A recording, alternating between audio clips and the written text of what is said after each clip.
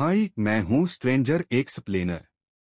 क्या आपने कभी महसूस किया है कि डर आपकी पूरी क्षमता तक पहुँचने में एक बड़ी बाधा बन गया है?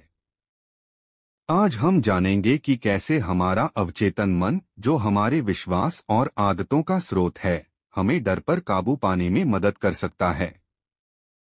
अगर आप इस वीडियो को अंत तक देखेंगे, तो आपको डर के बारे में एक नई समझ मिलेगी और आप इसे प्रभावी ढंग से दूर कर पाएंगे। एक डर का मूल कारण समझें। डर एक ऐसी भावना है जो हमारे अवचेतन मन में गहरे जड़े जमा लेती है। यह अक्सर नकारात्मक अनुभवों, असफलता या अज्ञात के प्रति चिंता के कारण उत्पन्न होता है। अवचेतन मन को समझकर और इसे सही दिशा देकर हम इन डर की जड़ों को कमजोर कर सकते हैं। 2 सकारात्मक पुष्टि अफर्मेशंस से डर को दूर करना। अपने अवचेतन मन को डर से मुक्त करने के लिए सकारात्मक वाक्यों का प्रयोग करें। उदाहरण के लिए, मैं बहादुर और आत्मविश्वासी हूँ, या मुझे किसी चीज का डर नहीं है। इन वाक्यों को रोज दोहराने से अवचेतन मन इन विश्वासों को ग्रहण करता है और धीरे धीरे डर को कम करने में सहायक बनता है।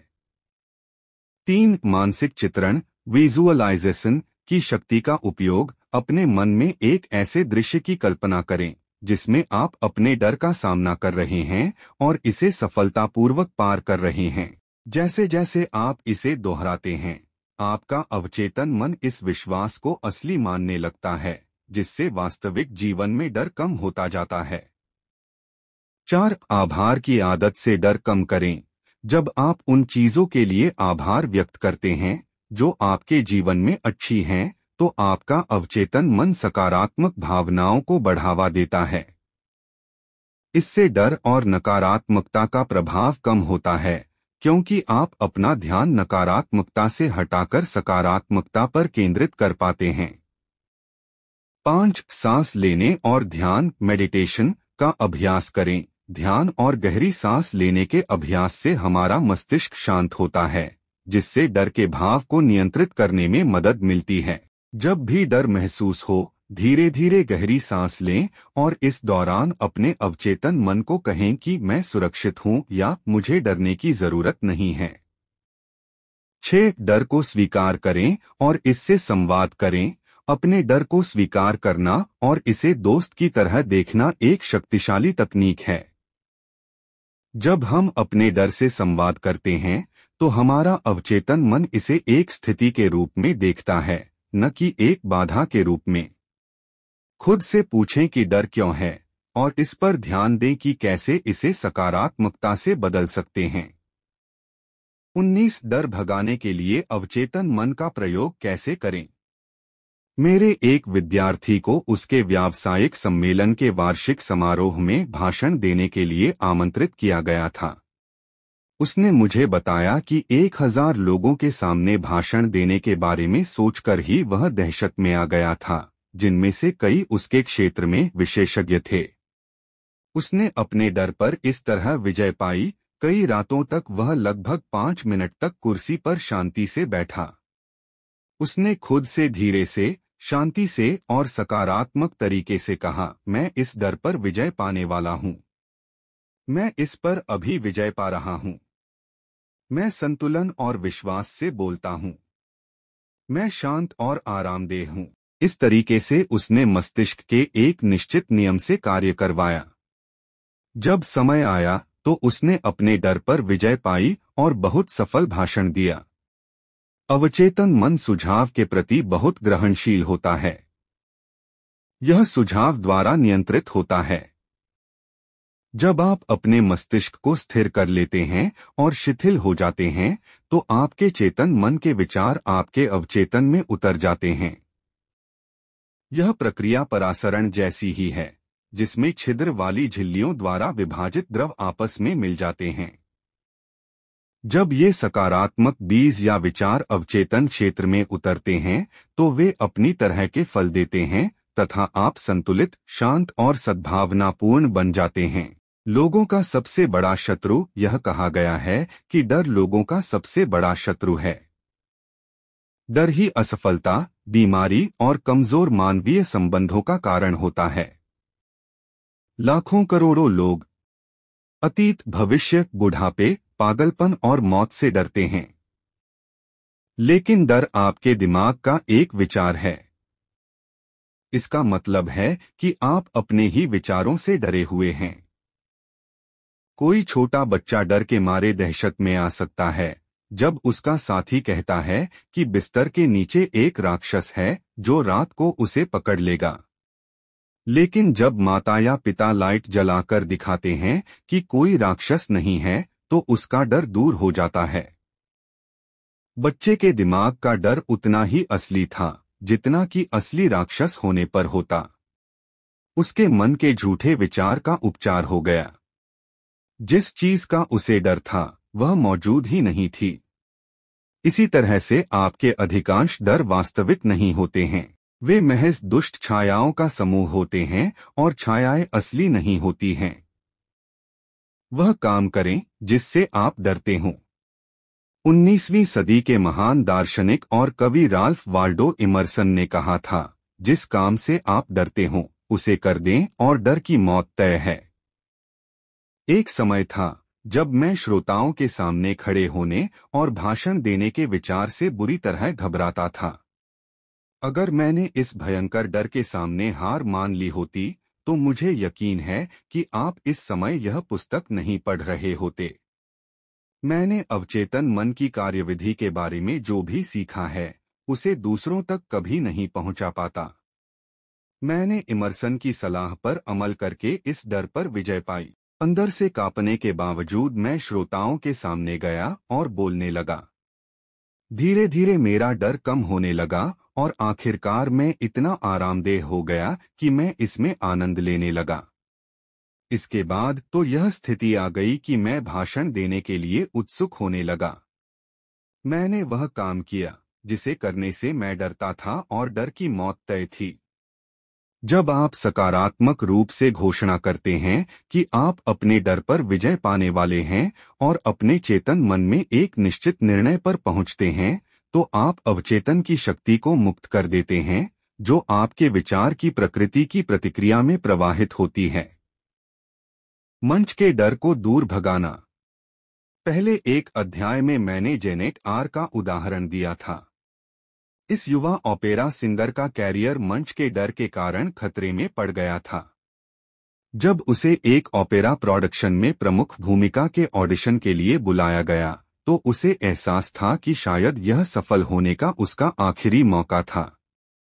लेकिन उसका मंच का डर पहले जितना ही प्रबल था। वह जानती थी कि अगर वह इससे नहीं उबर पाई तो एक बार फिर असफल हो जाएगी। अपने डर से उबरने के लिए उसने यह तरीका आजमाया। एक कमरे में एकांत में बैठकर उसने अपने शरीर और मन को शिथिल करने की सर्वश्रेष्ठ कोशिश की। उसके अवचेतन मन पर जो डर हावी था, उसके सुझाव का प्रतिरोध करने के लिए उसने धीरे धीरे, शांति से और भावना से ये शब्द दोहराए, मैं बहुत बढ़िया गाती हूँ। मैं संतुलित, आत्मविश्वासी और शांत हूँ। उसने हर बार ये शब्द 5-10 बार दोहराए। एक सप्ताह के अंत तक वह संतुलित और आत्मविश्वास से भरी हुई महसूस करने लगी। समय आने पर उसने बहुत बढ़िया ऑडिशन दिया। अगर आप यह तकनीक आजमाएं और इस काम को पूरी ईमानदारी और विश्वास से करें तो डर की मौत तय है। असफलता का डर। मेरे पास अक्सर करीब की एक यूनिवर्सिटी के विद्यार्थी आते हैं। उनमें से ज्यादातर की एक ही शिकायत रहती है, जिसे हम परीक्षा में भूलना कहते हैं। वे सभी मुझसे एक ही बात कहते हैं, परीक्षा से पहले मुझे सब कुछ याद रहता है और परीक्षा के बाद भी सारे जवाब याद आ जाते हैं। लेकिन परीक्षा हॉल में मेरा दिमाग बिल्कुल खाली हो जाता है। हम में से बहुत से लोगों ने ऐसी ही समस्या का सामना किया होगा। इसका स्पष्टीकरण अवचेतन मन के एक प्रमुख नियम में निहित है। वही विचार साकार होता है जिस पर हम सबसे ज्यादा ध्यान केंद्रित करते हैं। इन विद्यार्थियों के साथ बातचीत करते समय मैं पाता हूं कि उनका ध्यान असफलता के विचार पर सबसे ज्यादा केंद्रित होता है। परिणामस्वरूप उनका अवचेतन मन असफलता को साकार कर देता है। असफलता का डर अस्थायी भुलक्कड़पन लाकर असफलता उत्पन्न कर देता है। शीला अपनी क्लास की बहुत प्रतिभाशाली मेडिकल स्टूडेंट थी, लेकिन जब भी वह कोई लिखित या मौखिक परीक्षा देती थी तो उसके दिमाग में आसान सवालों के जवाब भी नहीं आ पाते थे। मैंने उसे इसका कारण समझाया। वह परीक्षा के कई दिन पहले से असफलता की आशंका पर सोच रही थी और चिंता कर रही थी। ये नकारात्मक विचार डर से प्रेरित हो गए। डर के सशक्त भाव में लिपटे विचार अवचेतन मन में साकार होते हैं। दूसरे शब्दों में, यह लड़की अपने अवचेतन मन से आग्रह कर रही थी कि वह उसे फेल करवा दे और अवचेतन मन ने ठीक यही काम किया। परीक्षा के दिन वह सब कुछ भूल गई। वह अपने डर से कैसे उबरी? जब शीला ने अपने अवचेतन मन की कार्यविधि का अध्ययन किया तो उसने सीखा कि यह स्मृतियों का भंडार है। इसके पास हर बात का पूरा रिकॉर्ड है जो उसने मेडिकल प्रशिक्षण के दौरान सुनी या पढ़ी है। यही नहीं, उसने जाना कि अवचेतन मन प्रतिक्रियाशील और पारस्परिक है। इसके साथ गहरे तालमेल में आने का तरीका शांत, आरामदेह और आत्मविश्वास से पूर्ण बनना है। हर सुबह और रात को वह यह कल्पना करने लगी कि उसके माता पिता उसके अद्भुत रिकॉर्ड पर उसे बधाई दे रहे हैं। वह उनके एक काल्पनिक पत्र को भी अपने हाथ में महसूस करती थी। जब वह इस सुखद परिणाम पर विचार करने लगी तो उसे अपने भीतर उसी के अनुरूप प्रतिक्रिया मिली। इस सतत प्रेरणा में अवचेतन की सर्वज्ञानी और सर्वशक्तिमान शक्ति ने कमान अपने हाथ में ले ली। इसने उसी अनुसार उसके चेतन मन को निर्देशित किया। उसने अंतिम परिणाम की कल्पना कर ली थी, बस इसे साकार करने के साधन की जरूरत थी।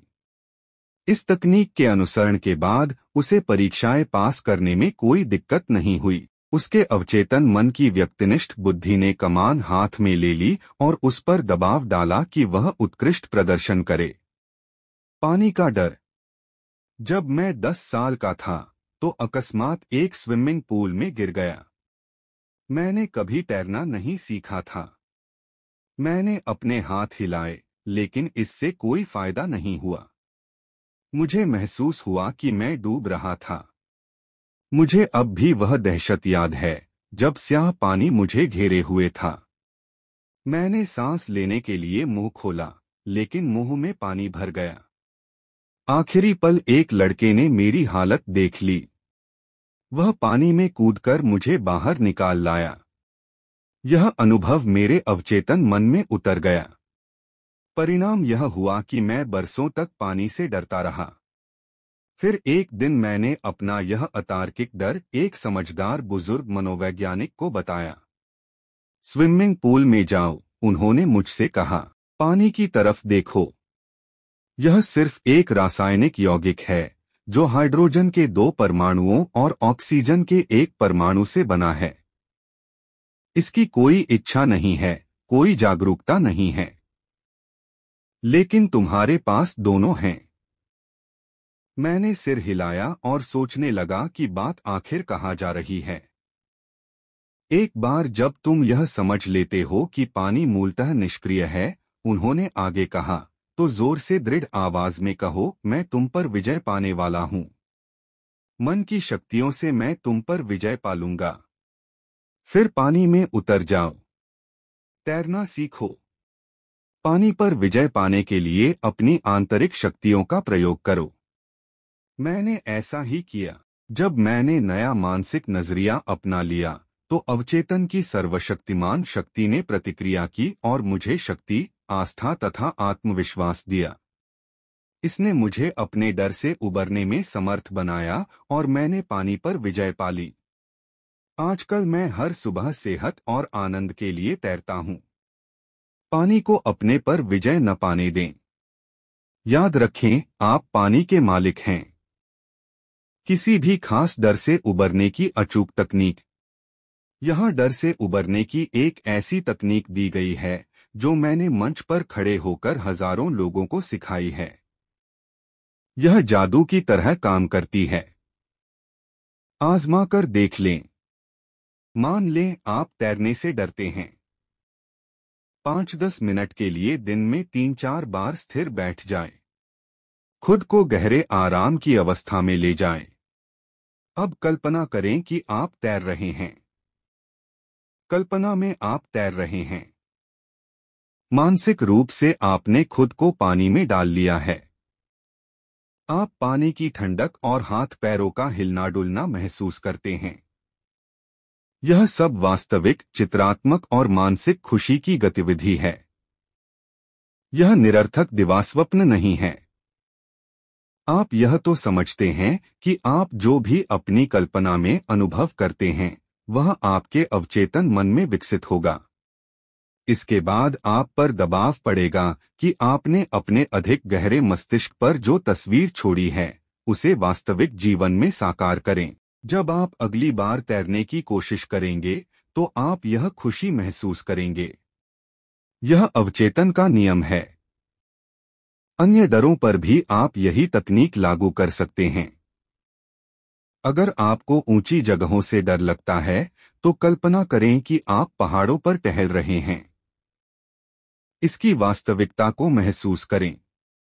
ताज़ी हवा, पहाड़ी फूलों और रोमांचक छटा का आनंद लें।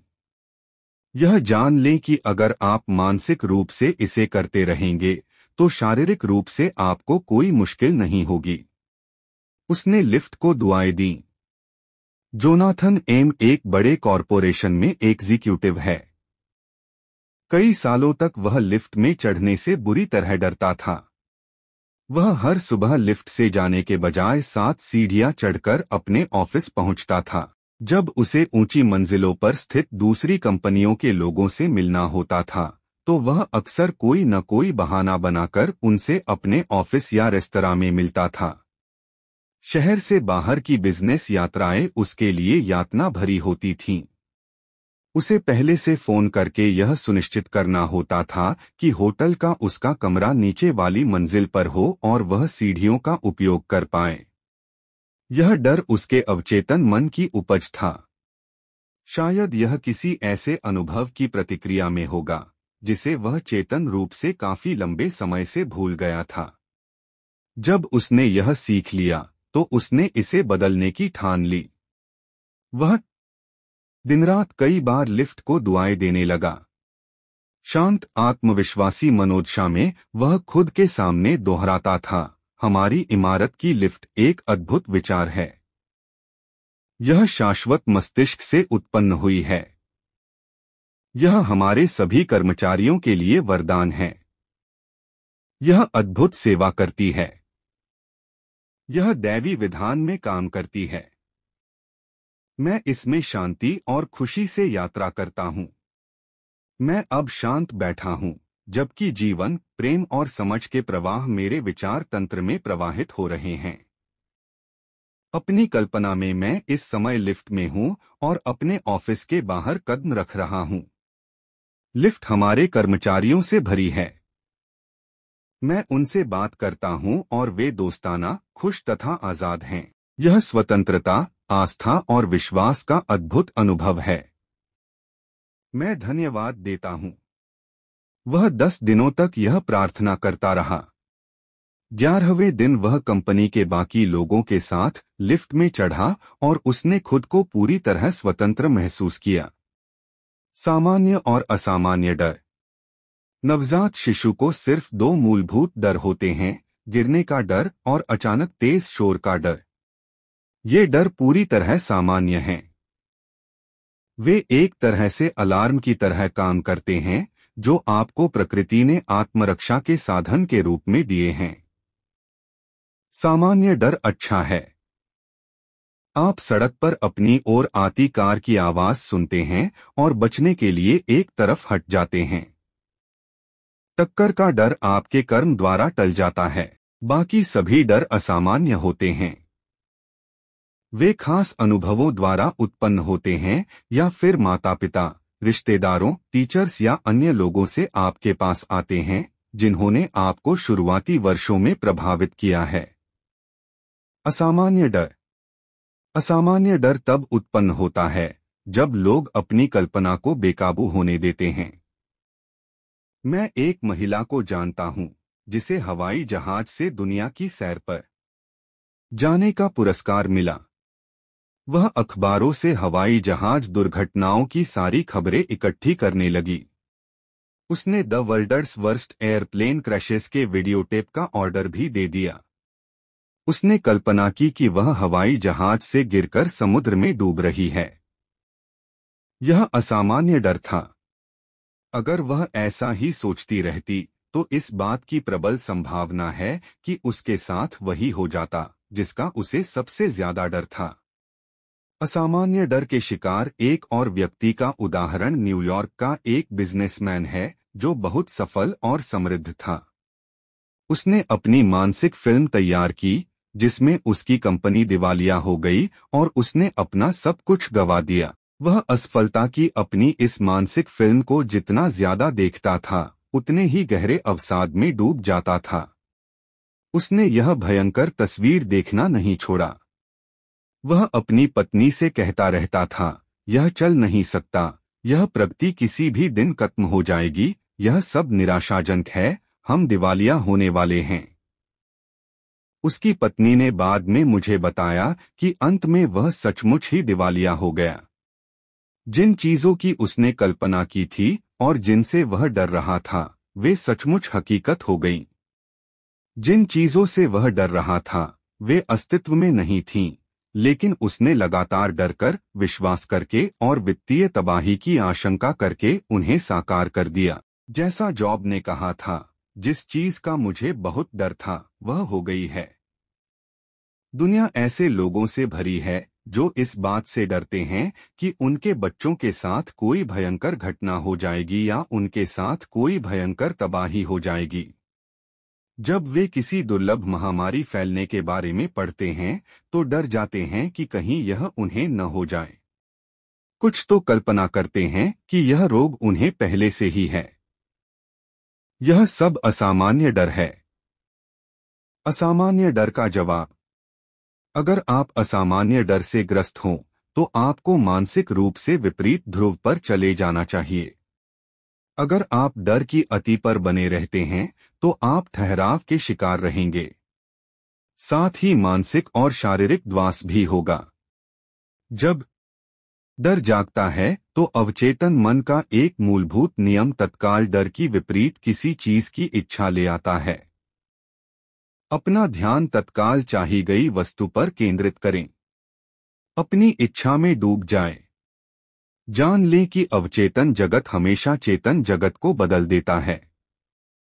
यह नजरिया आपको आत्मविश्वास देगा और आपका मनोबल बढ़ाएगा। आपके अवचेतन मन की असीमित शक्ति आपके पक्ष में है।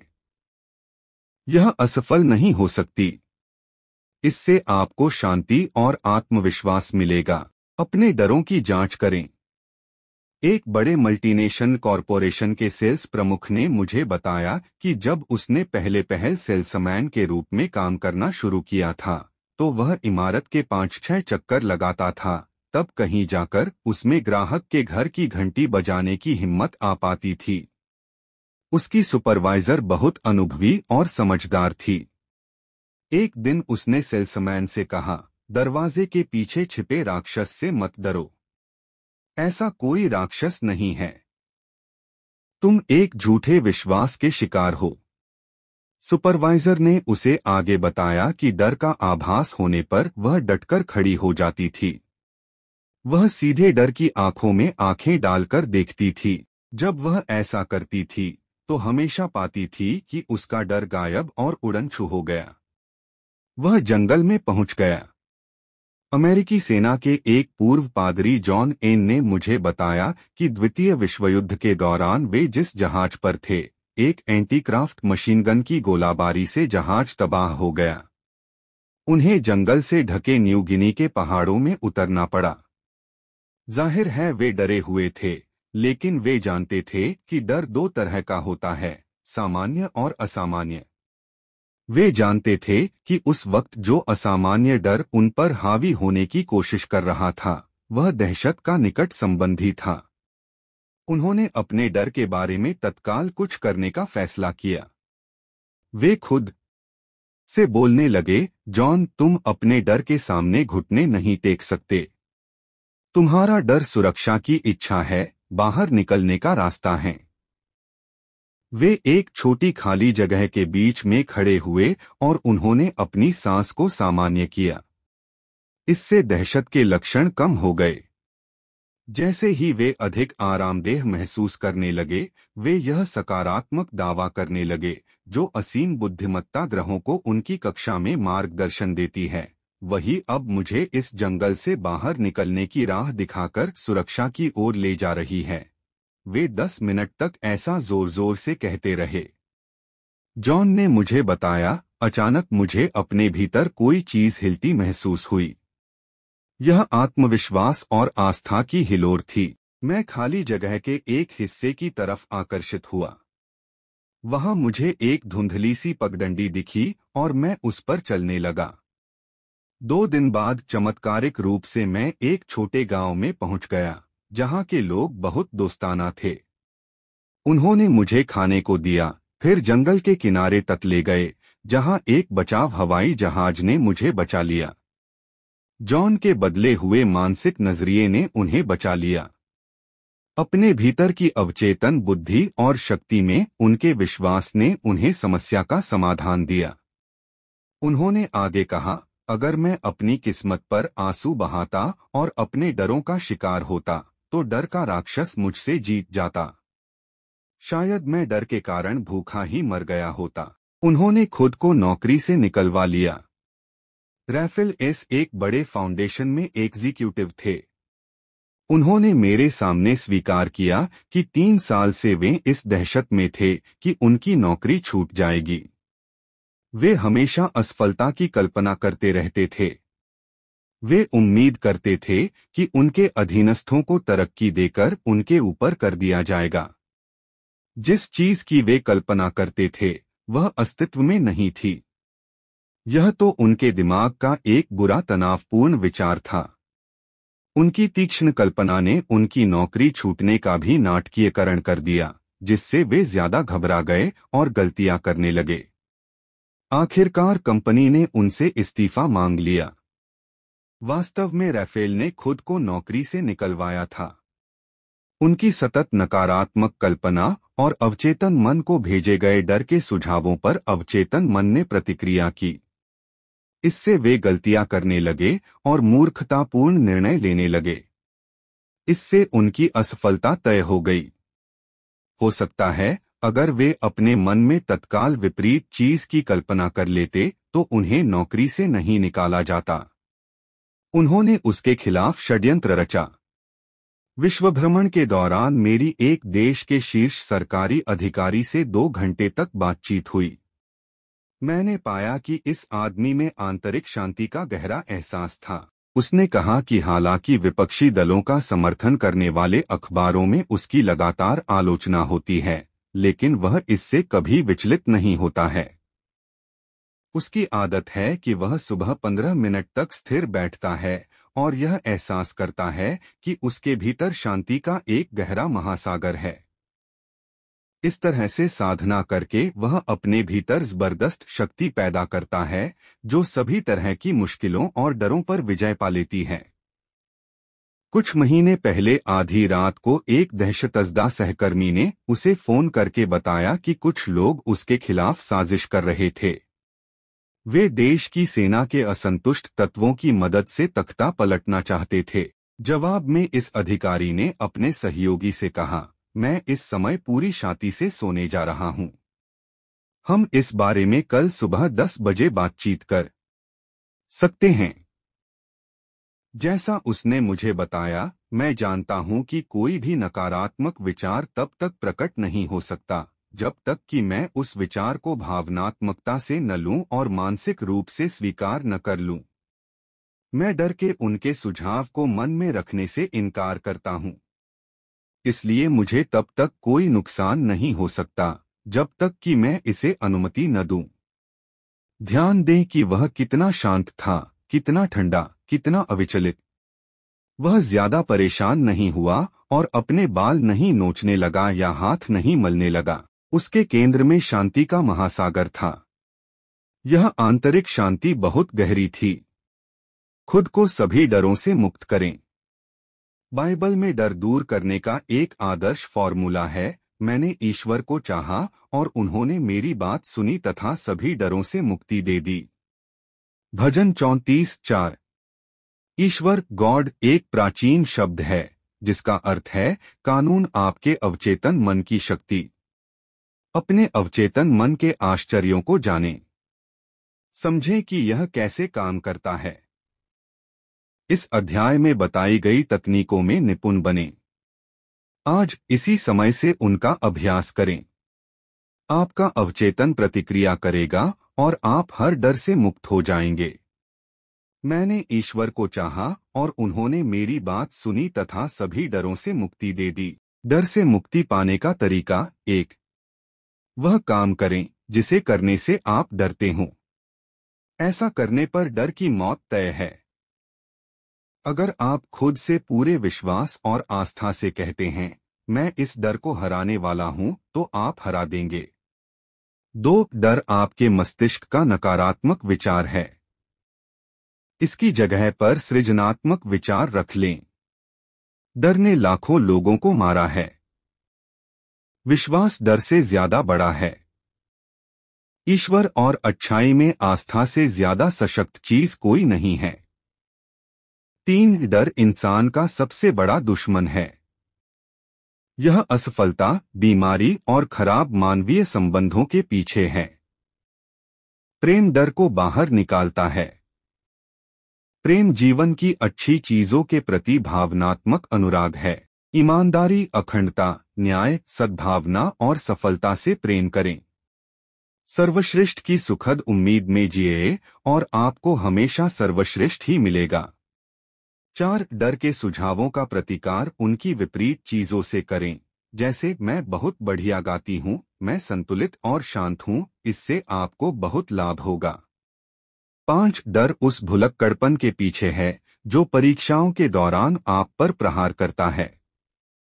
आप अक्सर यह घोषणा करके इससे उबर सकते हैं, मुझे हर उस चीज की आदर्श याद है जिसे जानने की मुझे जरूरत है। कल्पना करें कि कोई मित्र परीक्षा में आपकी बेहतरीन सफलता पर बधाई दे रहा है। जुटे रहें और आप जीत जाएंगे। 6. अगर आप पानी में उतरने से डरते हैं तो तैरें। अपनी कल्पना में स्वतंत्रता और खुशी से तैरें। खुद को मानसिक रूप से पानी में उतारें। तालाब के पार तैरने की ठंडक और रोमांच को महसूस करें। इसकी स्पष्ट तस्वीर बना लें। जब आप यह काम विश्वास के साथ करते हैं तो आप पानी में जाने और इसे जीतने के लिए मजबूर हो जाते हैं। यह आपके मस्तिष्क का नियम है। 7. अगर आपको बंद जगहों जैसे लिफ्ट से डर लगता हो तो मानसिक रूप से लिफ्ट की सवारी करें और इसके सभी हिस्सों तथा कार्यों की ईमानदारी से प्रशंसा करें। आप यह देखकर हैरान रह जाएंगे कि आपका डर कितनी जल्दी दूर हो जाता है। 8. आप सिर्फ 2 डरों के साथ पैदा हुए हैं, गिरने का डर और शोर का डर। बाकी सभी डर बाद में हासिल किए गए हैं। उनसे मुक्ति पाए। 9. सामान्य डर अच्छा है। असामान्य डर बहुत बुरा और विध्वंसात्मक है। डर के विचार लगातार सोचने से असामान्य डर, मनोविकार और ग्रंथियां विकसित होती हैं। किसी चीज से लगातार डरने से दहशत और आतंक का एहसास उत्पन्न हो जाता है। 10. आप असामान्य डर को जीत सकते हैं जब आप जान जाते हैं कि आपके अवचेतन मन की शक्ति परिस्थितियों को बदल सकती है और आपके दिल की प्रबल इच्छाओं को साकार कर सकती है।